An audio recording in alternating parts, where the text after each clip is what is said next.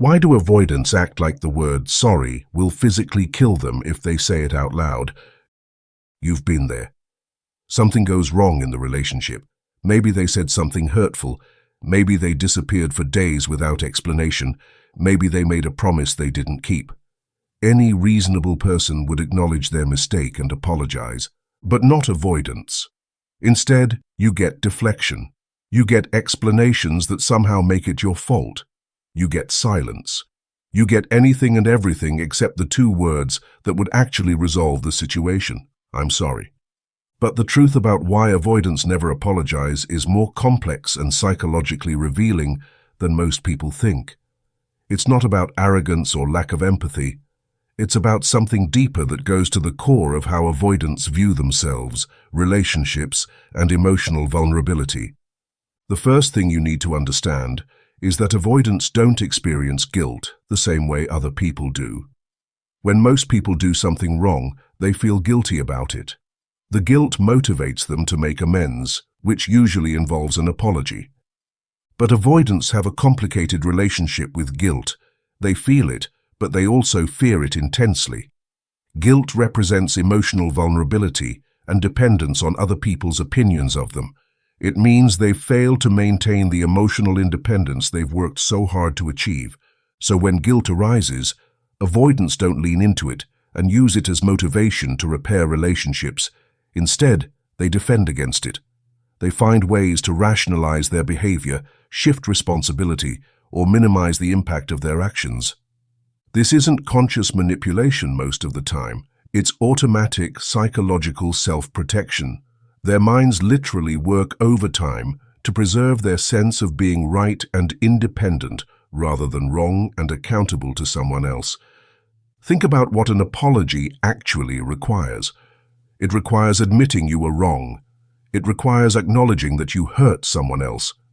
It requires accepting that your actions had negative consequences for another person. It requires vulnerability and humility. For avoidance, each of these requirements triggers deep psychological fears. Admitting wrongness challenges their need to maintain control and competence. Acknowledging hurt requires emotional engagement with someone else's pain. Accepting consequences means their actions matter to other people, which implies connection and responsibility. But there's something even deeper happening here that most people miss entirely. For avoidance, apologizing doesn't just mean admitting to a specific mistake. It means opening the floodgates to a lifetime of accumulated guilt and responsibility they've been avoiding. It means acknowledging that they've been hurting people all along and that their entire approach to relationships might be flawed. This is why avoidants often respond to requests for apologies with such intensity. You're not just asking them to say sorry for one incident. You're asking them to confront the possibility that their fundamental way of being in relationships causes harm to people they care about.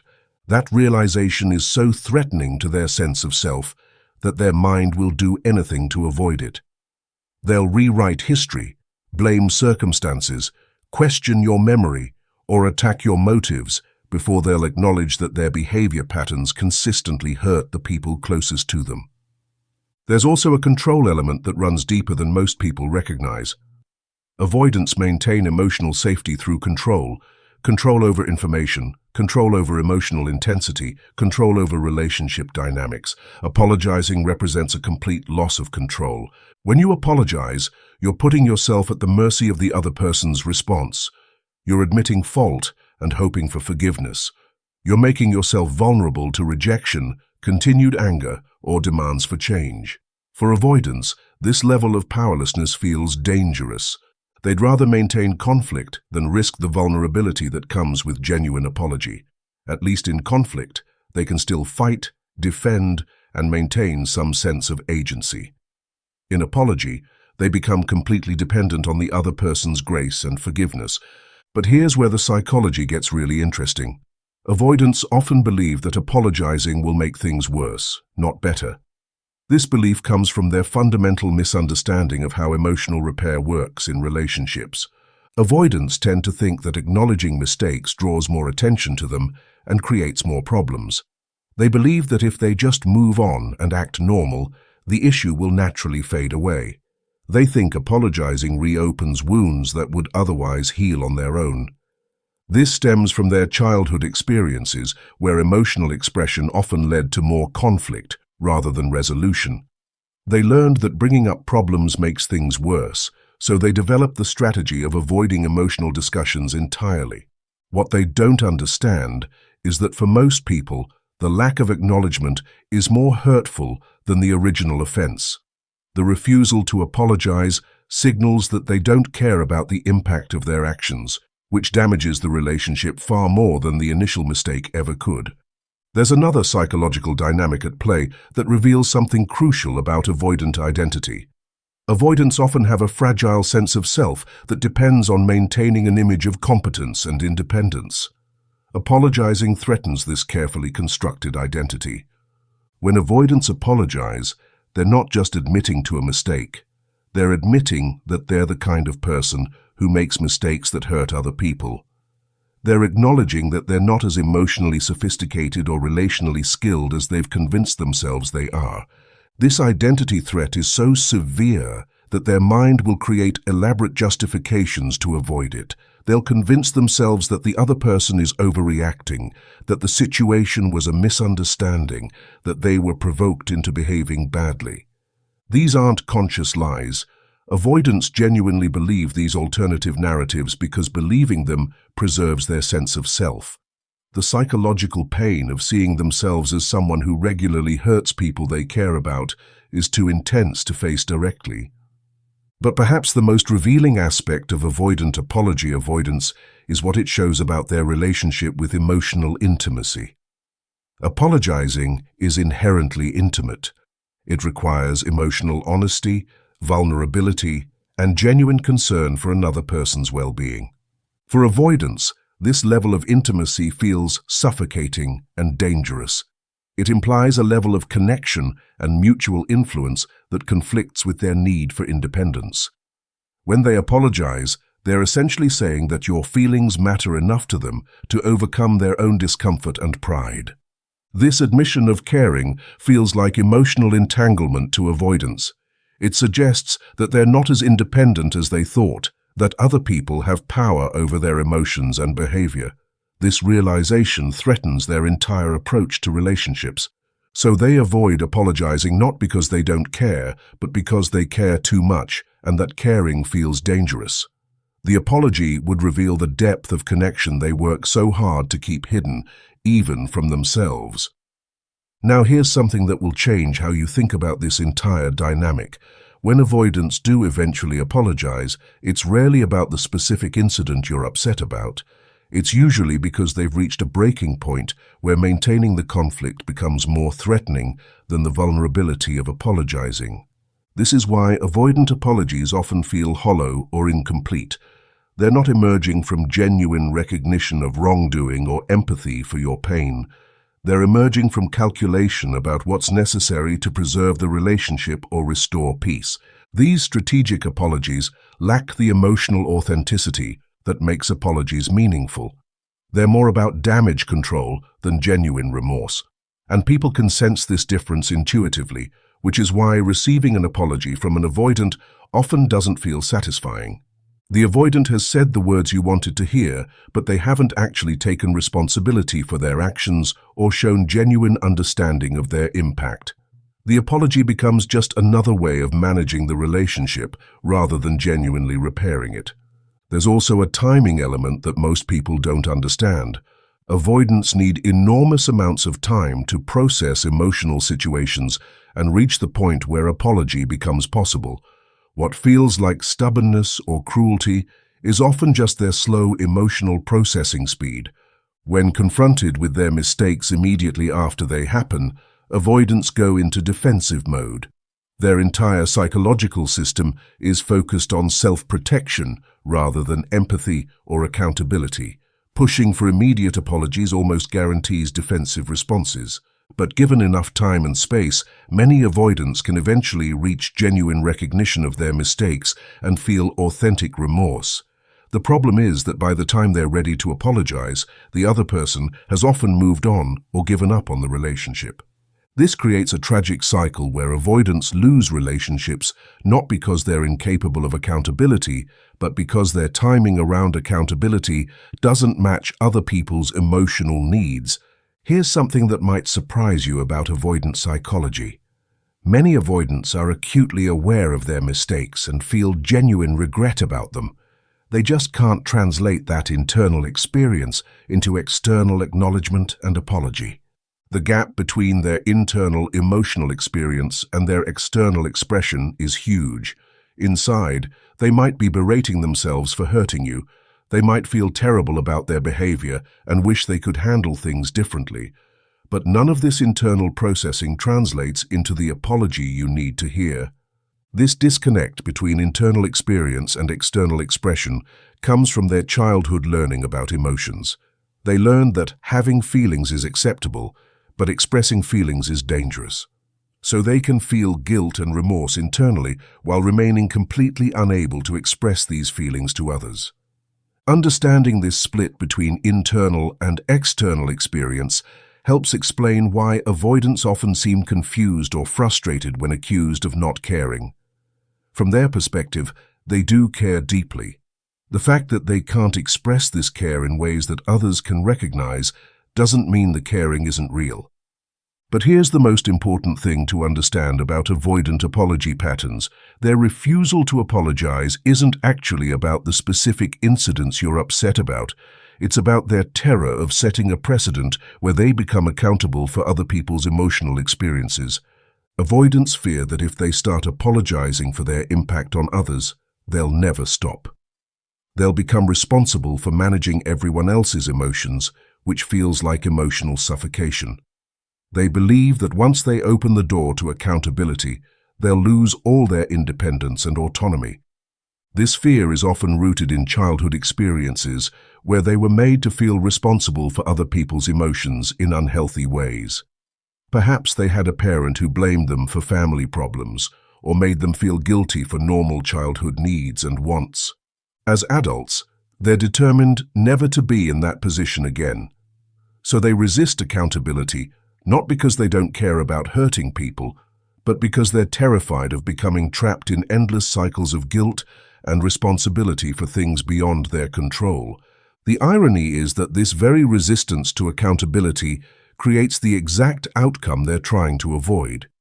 Their refusal to apologize makes their relationships more complicated, not less. It creates ongoing conflict that requires more emotional energy to manage than simple acknowledgement and repair would have required. But avoidants can't see this irony because they're operating from their fear-based assumptions about what accountability means. They think apologizing means accepting unlimited responsibility for other people's emotional states, when in reality, it just means acknowledging your specific contribution to specific problems.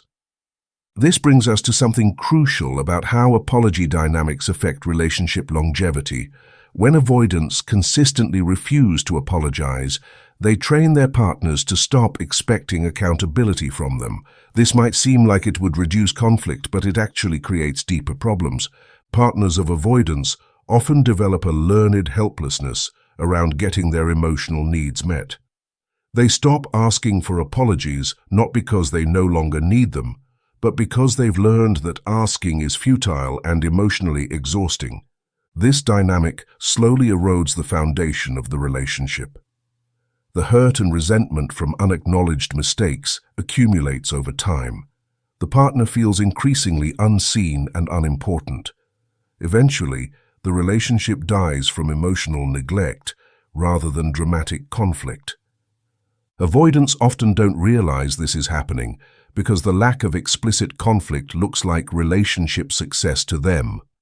They think they've found a sustainable dynamic where they can maintain their independence while keeping their partner. They don't see the slow emotional withdrawal happening on the other side. By the time they recognize that their refusal to apologize has damaged the relationship, it's often too late. Their partner has emotionally checked out or decided to leave. The avoidant is left confused about what went wrong because from their perspective, they were avoiding conflict by not engaging in emotional discussions. This pattern reveals something important about avoidant assumptions about relationships. They often believe that avoiding difficult conversations protects relationships, when in reality, these conversations are necessary for relationship health and longevity. Now, here's what's really interesting about avoidant development over time. Many avoidants do eventually learn to apologize, but it usually takes significant life experience and often relationship loss to motivate this growth. The pattern typically looks like this. They lose several important relationships due to their inability to take accountability. The pain of these losses eventually outweighs their fear of vulnerability. They begin to recognize that their avoidance of apology is costing them more than apologizing would. But this learning process is usually slow and requires hitting rock bottom multiple times. It's not enough for avoidants to intellectually understand that apologies are important. They need to feel the consequences of their avoidance deeply enough that it motivates genuine change.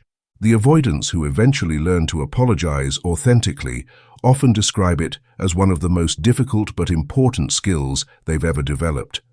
They realize that genuine apology doesn't mean endless guilt or loss of independence. It means taking responsibility for your actions while maintaining your sense of self.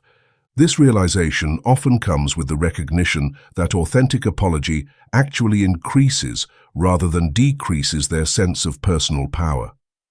When they can acknowledge their mistakes and make amends, they feel more in control of their relationships rather than less.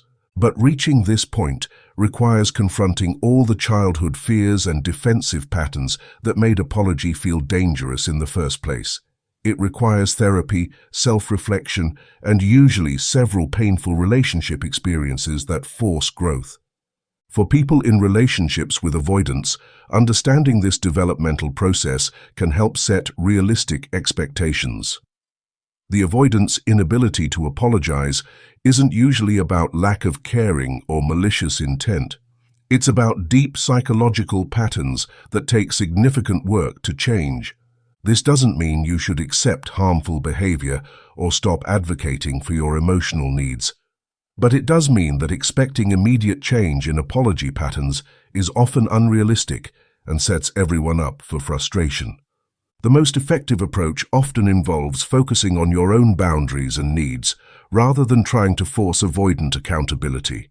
When you stop pursuing apologies and instead focus on whether the relationship meets your needs overall, it often creates space for natural growth. Avoidants are more likely to develop accountability when they feel safe and unchased, rather than when they feel pressured and pursued. This doesn't mean you should accept poor treatment, but it does mean that creating space for growth is often more effective than demanding immediate change. Here's something that might help reframe your entire approach to this issue. The goal isn't to get avoidants to apologize more. The goal is to create relationships where genuine accountability and repair happen naturally, regardless of whether formal apologies are part of that process. Some avoidants learn to take responsibility for their actions and show genuine care for their impact on others without ever becoming comfortable with traditional apology language. They might say things like, "I see that I hurt you," or "I want to do better next time," rather than "I'm sorry." If the accountability and behavior change are present, the specific words matter less than the underlying recognition and effort to improve. Sometimes focusing too much on getting specific apology language prevents us from recognizing when genuine responsibility-taking is happening in other forms. But let's look at what this actually means in practical terms. Consider a common scenario. Your avoidant partner forgets something important to you. Instead of a simple acknowledgement and apology, you get explanations about how busy they've been, how they're not good with dates, or how the thing they forgot wasn't really that significant anyway. What could be resolved with a brief apology becomes an extended discussion about everything except their responsibility for the oversight. The original issue gets buried under layers of justification and deflection. Or take another familiar pattern. They say something hurtful during a conversation. You can see in their expression that they recognize they've crossed a line, but instead of apologizing, they defend their comment. "I was just being honest," they say, or "That's just how I see it." They would rather justify their hurtful words than simply acknowledge the impact and apologize. What started as a minor conflict escalates because they can't take the simple step that would resolve it. These patterns show up everywhere in relationships with avoidance. Every small mistake becomes a bigger issue because they can't do the basic repair work that healthy relationships require. The refusal to apologize turns minor problems into major ones. What makes this particularly difficult is that you can often tell they know they made a mistake. There's something in their expression or body language that shows awareness of their error. But they still can't bridge the gap between knowing they messed up and saying they're sorry. This creates a strange dynamic where you're dealing with someone who has the awareness to recognize their mistakes, but not the emotional capability to acknowledge them directly. It's like watching someone see a solution to a problem but being unable to implement it. The psychological energy that avoidants put into avoiding apologies is actually enormous. Think about how much mental effort it takes to constantly reframe situations, find alternative explanations, and construct justifications for behavior they know was wrong. If they redirected even half of that energy towards simply acknowledging mistakes and apologizing, their relationships would improve dramatically. But the fear of vulnerability runs so deep that they'll exhaust themselves with mental gymnastics rather than say two simple words. This avoidance also affects how they handle conflict resolution more broadly. Because they can't start with basic acknowledgement of their contribution to problems, every discussion becomes about establishing who was right rather than how to move forward together. Normal relationship repair involves both people acknowledging their part in whatever went wrong and working together towards solutions. But when one person can't apologize, the entire process breaks down. Instead of collaborative problem solving, you get defensive arguing that goes nowhere. Over time, this creates a relationship dynamic where problems never really get resolved. They just get buried or ignored until they resurface later. The lack of genuine apology and accountability means issues accumulate rather than getting cleared up along the way. Partners of avoidance often describe feeling like they're living with someone who's emotionally untouchable. No matter what happens, no matter how clearly the avoidant was wrong, there's never any genuine acknowledgement or accountability. It's lonely and exhausting. The really tragic part is that many avoidants are actually deeply self-critical internally. They're often their own harshest critics, constantly analyzing their behavior and feeling terrible when they hurt people they care about. But none of this internal processing translates into external accountability, so you have someone who might be genuinely remorseful and self-aware privately, but appears completely unapologetic and defensive publicly. The disconnect between their internal experience and external behavior creates confusion for everyone involved. This split also means that avoidants often feel misunderstood when people accuse them of not caring. From their perspective, they care deeply. They just can't express that care in the way others need to see it. The inability to apologize doesn't reflect their feelings. It reflects their limitations around emotional expression. Understanding this distinction can help explain why arguments about apologies with avoidants often feel so futile. You're asking them to do something that feels impossible to them while they're trying to show care in ways you can't recognize. But regardless of their internal experience, the external impact remains the same. Relationships need repair mechanisms to stay healthy, and apology is one of the most basic forms of repair. Without it, even minor issues can become relationship-threatening over time. The truth about why avoidants never apologize isn't that they're incapable of remorse or accountability. It's that their psychological structure makes traditional apology extremely threatening to their sense of safety and identity. Understanding this doesn't excuse harmful behavior, but it does provide a framework for responding more effectively. When you understand that avoidant apology resistance comes from fear rather than arrogance, you can approach the situation with more wisdom and less personal hurt. The avoidant in your life isn't refusing to apologize because they don't care about you. They're refusing because they care too much, and that caring feels dangerous to them. Their defense against vulnerability is so strong that they'd rather risk losing you than risk the emotional exposure that genuine apology requires. This is the tragic irony of avoidant psychology. In trying to protect themselves from emotional pain, they create the very outcomes they fear most. Their avoidance of vulnerability leads to relationship loss, which confirms their belief that depending on others is dangerous. But for those willing to understand and work with avoidant psychology rather than against it, there are ways to create relationships where accountability happens naturally over time. It requires patience, boundaries, and a focus on your own emotional health rather than trying to change them. The goal isn't to fix avoidance or force them to apologize. The goal is to create relationships healthy enough that both people can grow into their capacity for accountability and repair at their own pace.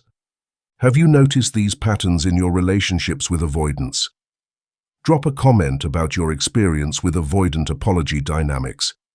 If this helped you understand the psychology behind avoidant behavior, like this video and subscribe for more insights about navigating challenging relationship patterns. Thanks for watching.